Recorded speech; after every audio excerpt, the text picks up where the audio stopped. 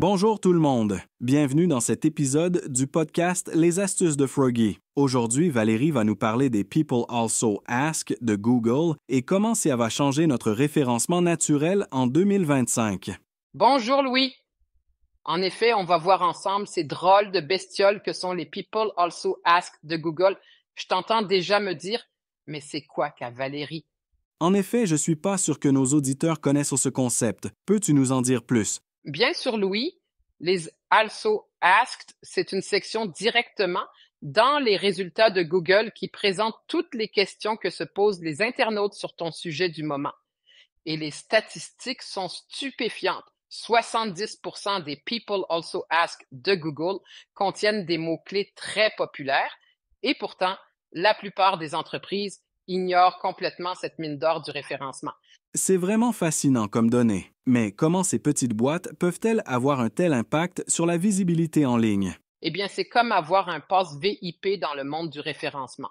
Quand Google choisit d'afficher votre contenu dans les PAA, c'est un peu comme si vous receviez un tampon d'approbation direct de leur part.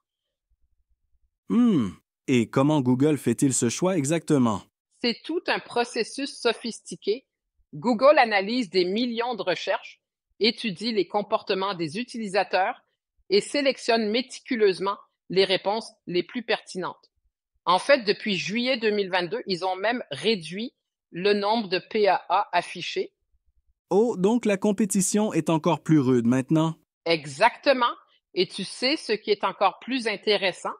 Les données montrent que les réponses les plus efficaces sont celles qui font entre 40 et 60 mots, pas plus, pas moins. C'est comme un petit haïku du référencement. Mais alors, comment peut-on optimiser son contenu pour avoir une chance d'y apparaître? La clé est dans la structure. Tu dois créer ce qu'on appelle une pyramide inversée. Commence par la réponse directe, puis développe avec des détails pertinents.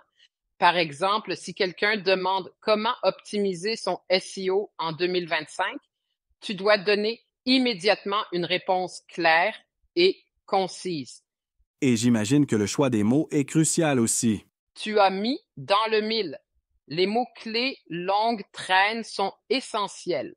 Au lieu de viser simplement SEO, on cible des phrases complètes comme comment optimiser le référencement d'un site e-commerce pour les débutants en 2025. Vous savez, ça me fait penser à l'évolution des comportements de recherche avec l'arrivée de la recherche vocale. Absolument pertinent. La recherche vocale a complètement bouleversé la donne. Les gens parlent à Google comme ils parleraient à un ami, ce qui rend les mots-clés longues traînes encore plus importants. Et quels outils recommandez-vous pour identifier ces questions? Answer the Public et SEMrush sont devenus indispensables. Ils permettent non seulement d'identifier les questions populaires, mais aussi d'analyser comment tes concurrents y répondent. C'est comme avoir un GPS du contenu web.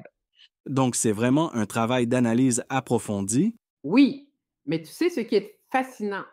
Les sites qui ont adopté cette approche ont vu leur trafic organique augmenter de façon spectaculaire.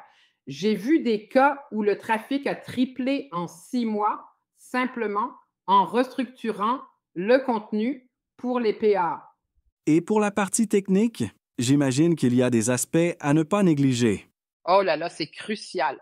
Le balisage schema.org est comme un traducteur entre ton site et Google. Sans oublier la vitesse de chargement, un site lent, c'est comme un restaurant avec un service médiocre, peu importe la qualité de la nourriture. Tout cela semble demander beaucoup de travail et de patience. C'est vrai, mais les résultats en valent la peine. Tu sais, c'est comme cultiver un jardin. Il faut du temps et de l'attention, mais une fois que ça pousse, la récolte est abondante.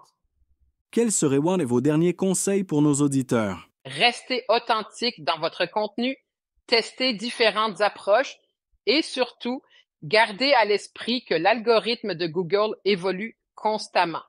La clé est d'être flexible et de toujours garder un œil sur les nouvelles tendances. Et n'oubliez jamais, la qualité prime sur la quantité.